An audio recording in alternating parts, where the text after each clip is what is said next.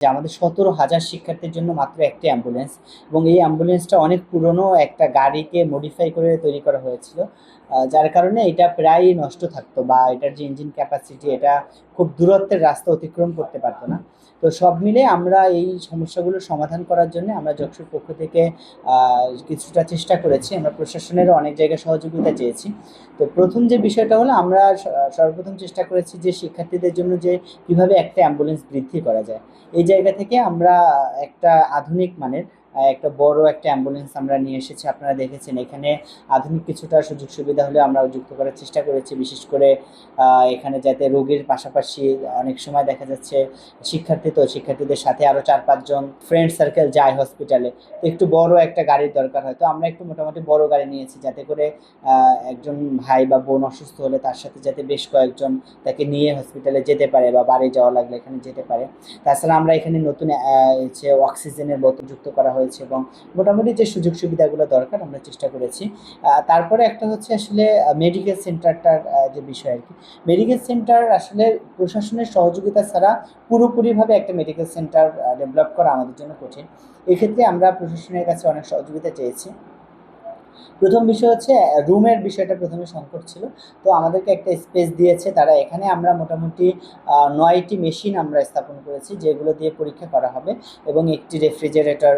আপনারা জানেন যে আসলে রেফ্রিজারেটর ছাড়া তো যে রিয়েজেন্টগুলো রাখা হবে এটা আসলে রাখা পসিবল না। এটা আমরা এখানে স্থাপন করেছি, এবং আমাদের মেডিকেল সেন্টারে তো কোনো এসি ছিল না।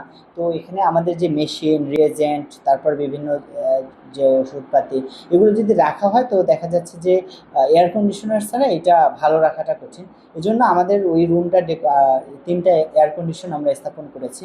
তো এয়ার কন্ডিশনার স্থাপন করতে গিয়ে আবার আমরা একটা জটিলতায় পড়েছি যে ওই রুমটা আসলে ডেকোরেট করা ছিল না, বিশেষ করে বিদ্যুতের লাইনগুলো নেওয়া ছিল না। তো এখানে আবার নতুনভাবে বিদ্যুতের লাইন নিতে হয়েছে, এবং রুমের যে অন্যান্য ডেকোরেশন, যে এসি স্থাপনের জন্য উপযুক্ত করা, এটার জন্য আমরা বেশ কিছু কাজ করেছি। এবং মেডিকেল ল্যাবরেটরির যে ইকুইপমেন্ট কাজের ক্ষেত্রে আমরা যশোর ফান্ডের কোনো টাকা ব্যবহার করিনি, এবং বিশ্ববিদ্যালয় প্রশাসনের থেকেও আমরা কোনো টাকা নিইনি।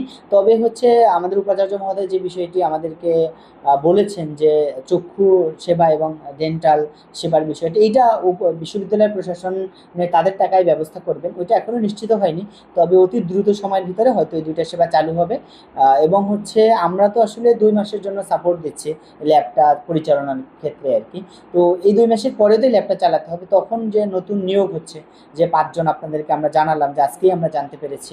তো এই নিয়োগগুলোতে যারা আসবে, তারা যে আসবে তাদেরকেও বেতন ভাতা অন্যান্য বিষয় তো বিশ্ববিদ্যালয় প্রশাসন বহন করবে।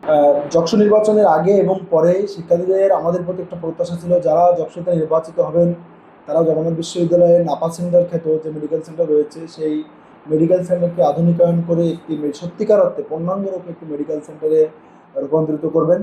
সেই জায়গা থেকে শিক্ষার্থীদের দাবির প্রেক্ষিতে জগন্নাথ বিশ্ববিদ্যালয় কেন্দ্রীয় শিক্ষার্থী সংসদ যশোর বডি আমরা চিন্তা করেছি যে আমাদের শিক্ষার্থীদের যেহেতু অধিকাংশরাই মেসে বা বাসাবাড়িতে অবস্থান করেন হল না থাকার কারণে, এজন্য তাদের অসুস্থতার মাত্রাটা একটু বেশি, সেহেতু তারা যেন একটু ভালো মানের চিকিৎসা সুবিধা পায়। বাইরে যেহেতু পরীক্ষা নিরীক্ষার জন্য অনেক খরচ, সেহেতু আমরা জগন্নাথ বিশ্ববিদ্যালয় মেডিকেল সেন্টারে আমরা কিছু পরীক্ষা নিরীক্ষা করার জন্য যন্ত্রপাতি দেওয়ার চেষ্টা করেছি। আলহামদুলিল্লাহ এখন এসে পৌঁছেছে সেখানে আমাদের মেডিকেল সেন্টারে।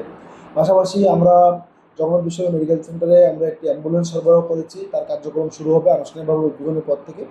আমরা প্রায় 50 লক্ষ টাকার মেডিকেল সরঞ্জামাদি অ্যাম্বুলেন্স সহ এখানে আমরা দিয়েছি। আমরা আনুষ্ঠানিকভাবে যেদিন উদ্বোধন করবো সেদিন আপনাদেরকে সব কিছু দেখানো হবে। এর মধ্যে রক্তের গ্লুকোজ পরীক্ষা নিরীক্ষার যে যন্ত্রপাতিগুলো রয়েছে, এর মধ্যে রক্তের গ্লুকোজ, কোলেস্টেরল, লিভার ফাংশন, কিডনির বিভিন্ন পরীক্ষার জন্য আমাদের বায়োকেমিস্ট্রি অ্যানালাইজার রয়েছে। 2 চোখে দেখে রক্ত, প্রস্রাব ও অন্যান্য জীবাণু পরীক্ষার জন্য আমাদের বাইনোকুলার মাইক্রোস্কোপ রয়েছে। তারপর হেমাটোলজি অ্যানালাইজার রয়েছে, ইউরিন অ্যানালাইজার রয়েছে, রক্তের WBC, RBC এগুলো পরিমাপ করার জন্য। তারপর প্রস্রাবের জনিত কোনো সমস্যা চিকিৎসার জন্য আমরা ইউরিন অ্যানালাইজার নিয়ে এসেছি।